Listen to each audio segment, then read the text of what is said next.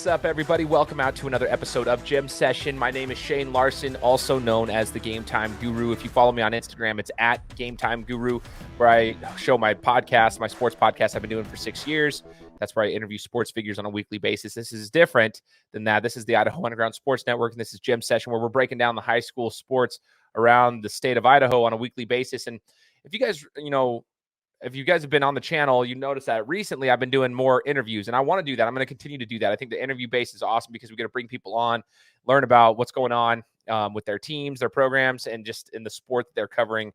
We get to, dive a little deeper with the guests. But this week I'm going to be going solo, bringing you guys some content because I want to recap some of the big games that happened this last week, specifically Lake City and Owyhee, who took their talents up north. They took that. There was a collision course up north, and it was a surprise matchup. It was a surprise matchup because the tournament that was happening up at North Idaho College, we were going to bring in some teams from, Washington, and, I think there was Lapway that was supposed to be making the trip up there, but because of weather, teams had to cancel out. Therefore, Owyhee and Lake City matched up. And honestly, I don't want to be disrespectful towards the other teams, but this is really what Idaho needed and wanted to see, was this matchup between Lake City and Owyhee, the two powerhouses in the state of Idaho on the basketball front. Now, that's not any disrespect to these other teams, but I'll say this right now, from what I've seen very early into the season, so you guys can prove me wrong. I mean, we've got Rigby back east, a couple teams here in the SIC.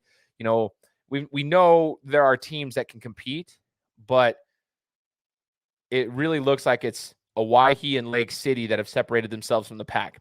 So like in the SIC, for example, in my personal opinion, just looking at some of the teams, there's going to be a lot of teams that can compete 2 through 6 or 2 through 7 even. There's a lot of competitive teams there that match up extremely well with each other.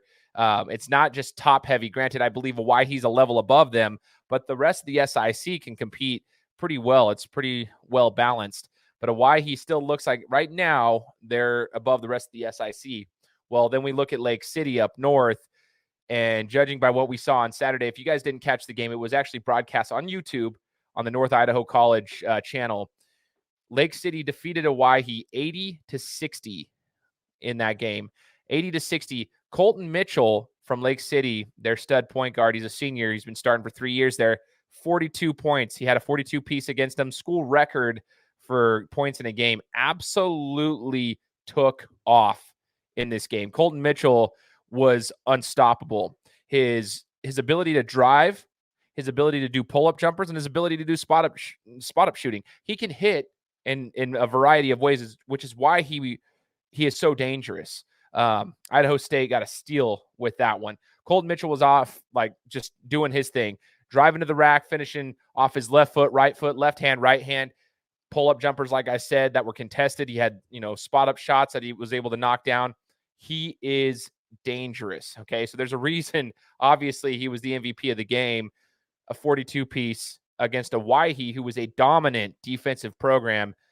That was nasty. And that's not the first time we've seen Kolton Mitchell do this. Kolton Mitchell's been doing this for now. This will be the third year straight that he's really been doing it at this level, especially last year. Last year, he did this multiple times. People forget that, but we brought this up on the show multiple times.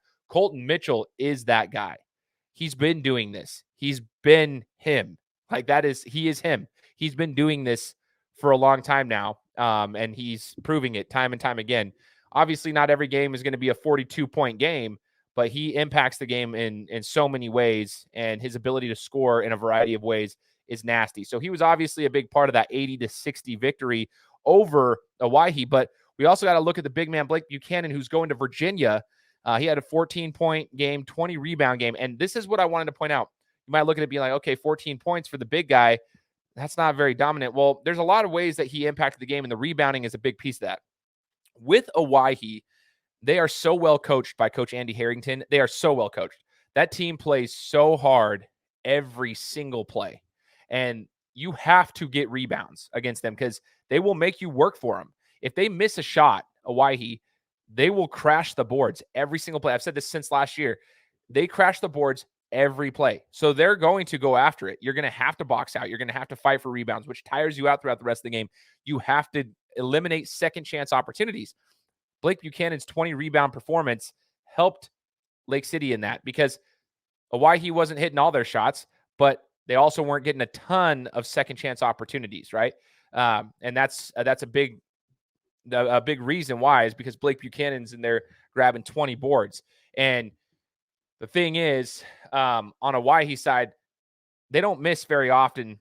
This team is a bunch of shooters. They weren't hitting at a high percentage in that game against Lake City, and they had looks. But you've got to make sure that if they're not hitting, you don't give them a second chance, because it's very rare that Owyee's going to miss 2 or 3 shots in the same possession. They'll make you pay if you give them a second chance. So Kolton Mitchell with 42, Blake Buchanan with 14 and 20, absolutely unbelievable. But what I want to talk about as well is Kolton Mitchell and his defensive performance. He had a couple of blocks, a couple steals, some great assists. This guy's a well-rounded athlete, but like this Lake City team, everyone's asking, why do they match up with Owyhee? Like, what makes them different than these other teams, like the ones that we see here in the SIC and maybe back east with Rigby? What makes them match up with Owyhee, right? Well, what I'm going to tell you is their physicality. At any time, 1 through 5 on the floor, they're physical. They play hard defense. They cut to the basket. They play a very similar style in a sense as Owyhee. Guys are moving. The ball does not get stagnant. If someone's posting up, there's guys cutting to the basket. Anybody can finish. There's a variety of scorers on the court at any time. Everyone is a capable scorer, right? Anybody on that court is a capable scorer. So they're dangerous 1 through 5 at any point on the court. There's not truly a liability, so to speak, with Lake City. Plus, they have some size. So size and physicality matches up with Owyhee, because that's what Owyhee has. They have size and physicality along with their IQ, and they're well coached. That is why those two programs are so elite. I talk about elite versus great versus good. Elite versus great versus good. This is the same concept in like college athletics as it is here in high school athletics. For example, let's talk the college football playoff, right? That's coming up at the end of the month if you guys are football fans. There's typically every year 1 or 2 maybe elite teams. 1 or 2 elite teams. Then there's like 1 or 2 great teams, and that's why there's a 4-team playoff, right? Those 4 teams, not all of them are elite teams. Like this year, it's truly Georgia who is the elite team. It doesn't mean they can't lose, but they are the elite team, and the rest of them are great teams, but they're not on that level. And if they're going to be at that level, they have to play like a flawless game to be able to match with Georgia, right? It's the same concept as high school basketball. I feel like Lake City and Owyhee are elite. They're at the elite status. And I think they've proven that over the course of the last 2 seasons. And they are elite. They're well coached. They have high IQ. Their players are great athletes. That's one of it. They work. They know what they're doing. And they can put it together on the court on any given night. Both of those teams are elite. There's some great teams that are out there in the state of Idaho. Don't get me wrong. There's some great teams. But the 2 true elite teams in the state of Idaho, in my opinion, in regards to 5A, is Lake City and Owyhee. And Lake City just matches up with them. They have 1 through 5 can compete. They'll get physical. They'll do their thing, and they'll take it to them. And they pulled away in that second half. I am looking forward to a rematch if this happens down the road. Obviously, everyone's saying, okay, this should be the collision course for the state championship game. Could Owyhee potentially win in a rematch? Obviously, it's sports. Of course, anybody could win. You make adjustments. It's like a chess match, right? And I think Andy Harrington is smart enough to be able to do so if that time comes. Obviously, both teams are going to try to do what they got to do to get to that point, and they're going to improve between now and the end of the season. It's very early in the season, very, very early. And Lake City is probably rolling really, really well right now because these guys have been playing together for the last 3 years. Well, since their sophomore years, they were a sophomore class that made the state championship against Meridian in 2020. These guys know how to play. And last year they had a dominant season at Lake City. So they're probably going to be one of the teams that's rolling a little bit earlier in the season, naturally. And these other teams are going to start picking it up, as the season goes on. But here come, the end of February, beginning of March, if they can match up in the state championship game, man, that could be nasty. That could be very, very nasty, and I cannot wait. I think you would have to make some adjustments. Obviously, when you have a guy like Kolton Mitchell, so to speak, maybe you do a box and one and try to eliminate him. But like I said, Lake City's got dogs across the court. 1 through 5 can score at any moment. They are absolutely nasty.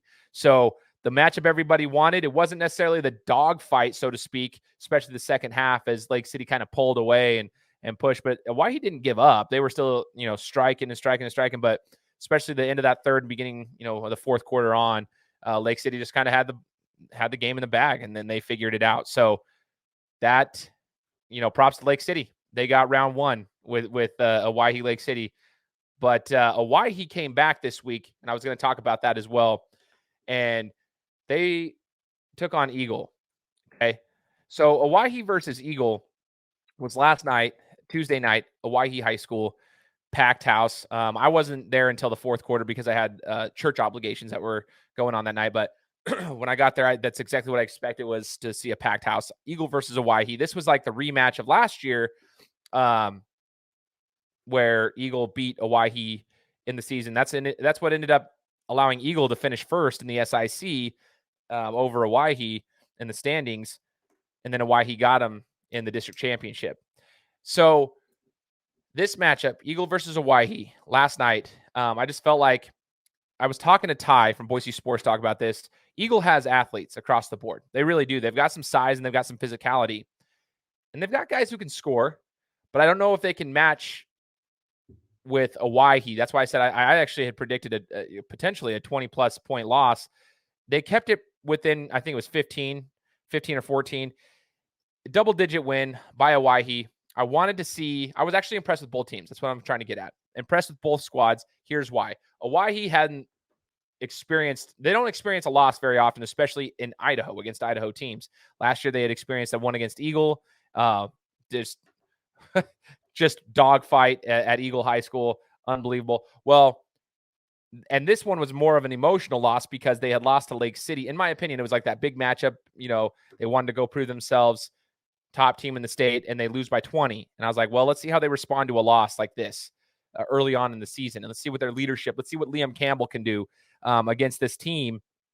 What can Liam Campbell do to elevate his team and make sure that, they are ready to go after a loss, right? This is on a Tuesday night. They just lost on Saturday up north. So they had to travel back home, and they come back, and Liam decides he's just gonna go off. Like, that's the reality of the situation. Liam is an unbelievable athlete. Okay. Just unbelievable athlete. Liam Campbell, and he hasn't even reached his peak, in my opinion. Liam Campbell had 26 points last night. This dude, he can get his shot wherever he wants it. He can do it. He spins. He's so good with it. He's crafty with his spin move. He's pretty shaky, pretty shifty. His spin move is awesome. He can finish. He knows he balances his body well when he does the spin. He knows how to finish around the rim, and he's becoming a much, much better outside shooter. So he is dominant. So if you have to close out on him, he can drive. And he's not just always a beeline to the basket. He'll drive and spin, and he can still have body control to finish. Liam Campbell is nasty. Okay, absolutely filthy. And that kid has not reached his full potential because I believe if he starts putting some size on in the weight room even more and more as his body continues to develop and he gets more explosive and he gets a stronger base and all those things, man, like that's nasty. But what it showed me last night is he was ready to take over and show the rest of the league, like, hey, we lost. Okay, we pick it up. We lace them up. We pick it up and we go play ball. And that's exactly what they did. They won 76-61 over Eagle. Eagle stood in there for a little bit, though. I will say this. Eagle stood in there for a little bit. On the road against Owyhee, at Owyhee, home opener for Owyhee. A lot of hype for the state champions coming back. This was a lot of hype. And I thought Eagle stayed in there. They competed well. But again, with Owyhee, you have to play great. This is the difference between a great team and an elite team. You have got to play great for 4 quarters if you want to match with an elite team. And Owyhee, it's like body shots. And I've said this, I've used that analogy multiple times. It's like body shots over the course of a game. Bang, bang, bang, bang, bang. And they're hitting. And they're doing their thing. So, man, Owyhee pulled away, and I was pretty impressed with them. 76-point performance on a bounce back after their, loss against Lake City. So Liam Campbell, as we expected, is leading this program, but they've got shooters all around the court. I could go over everybody, but Jackson Rasmussen, his handles for as big as that kid is, actually super impressive. Young and big.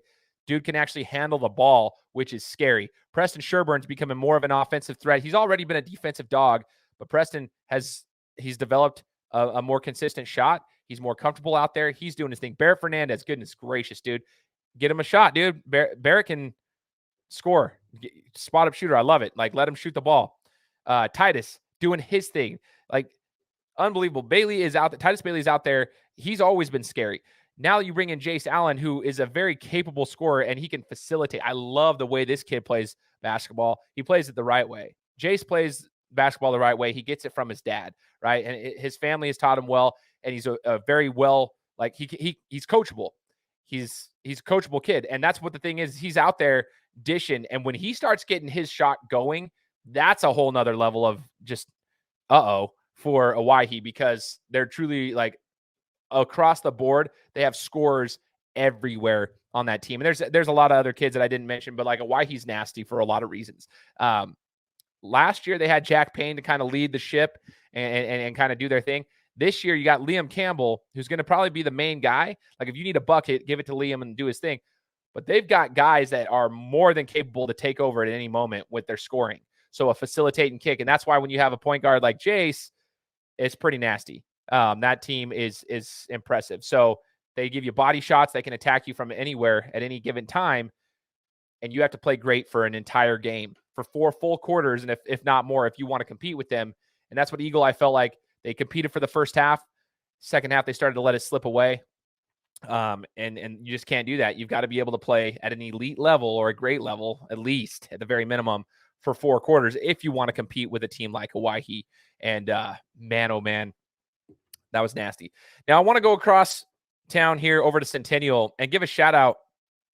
Centennial has had some big wins here. They beat Meridian on Saturday night. They just beat Mountain View in overtime. Centennial's doing some things over here, but I want to give a shout out to Andrew Deedon. Okay, Andrew played at Idaho Premier, and the reason I wanted to bring this up, I'm not trying to shout out club basketball here, but I got to coach Andrew for a tournament. And this 29 points with his 9 threes is not surprising. Everyone was talking, like, hitting DMs up, and they were saying stuff like, oh, man, he was shooting it from, like, the volleyball line that's on the court, 5 feet behind the three-point line. I'm like, dude, the dude's been doing this. Like, he's more than capable of doing this. So I want to share an experience. I was coaching Andrew. He played for my team and then a different team at Idaho Premier as well. So he was playing on 2 teams that tournament that were in 2 different divisions, and he was playing for me, and I think he had 27 that game. I can't remember. His dad's going to kill me because I can't remember the exact number, but he was on fire. Like, cross half court line, Steph Curry style. Like, you better pick him up or he's just going to launch it. And he did. He was just unstoppable. And what's interesting about Andrew is he's kind of sneaky with it. You almost don't expect it. He's sneaky athletic, right? And he knows this. I've told him this before, but Andrew is sneaky athletic. He can do this, and he kind of throws you off guard because he doesn't necessarily look like he's going to blow past you or he's going to get physical with you, but he can. And he's not super tall, so you don't expect him to get a shot off, but he does. And that's the thing with him. That 29-point performance is not surprising to me. I know the people who know Andrew and have coached Andrew know what he's capable of. So shout out to Andrew Deedon for having his performance, and keep an eye on Centennial. Like I said, I believe that there's like the 2 through 7 teams in the SIC at least are very, very well matched up. I mean, you've got the Centennials. Obviously, there's Centennial, Eagle, Mountain View's going to put stuff together. They're going to put stuff together. Logan Housefade's out there doing his thing. You've got Meridian, who can do their thing. Capital's kind of on the rise. Boise got the win over them, but very close. But Capital's made a massive jump up with their athletes over there. So Capital's kind of doing their thing. Boise's making some noise. Rocky will put it together. I think the additions of, like, they're a young team, some new faces on that varsity program over at Rocky. Max Saavedra, big Max Saavedra. I want to give him a shout out because Max Saavedra, in my opinion, like, it's a little different because he's coming from Owyhee. It's a different program completely. You're playing with different players now, but Mac is one of the better point guards I've seen play basketball, especially with his ability to keep his dribble. I like to analyze the intricacies of the game. And when I see Mac play, he's improved his shot drastically, in my opinion. I think the work he has put in the offseason has been amazing because he's becoming more of a consistent shooter, especially from outside.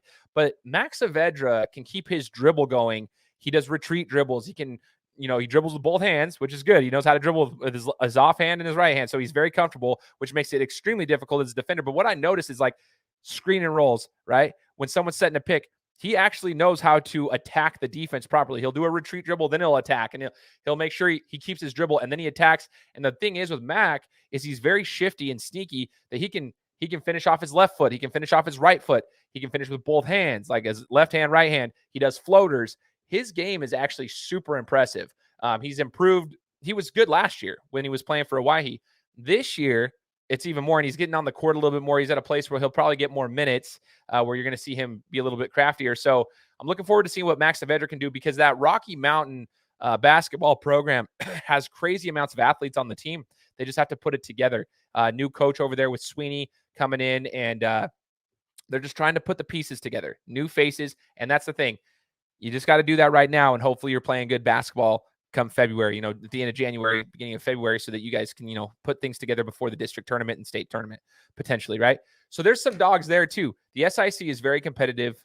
Keep an eye out for all the updates coming up for them, but super exciting stuff, guys. Super, super exciting stuff. Now, if you haven't followed me yet, like I said, feel free to hit me up. Go follow me at Game Time Guru on Instagram. That's my platform. I'm always happy to chat with people.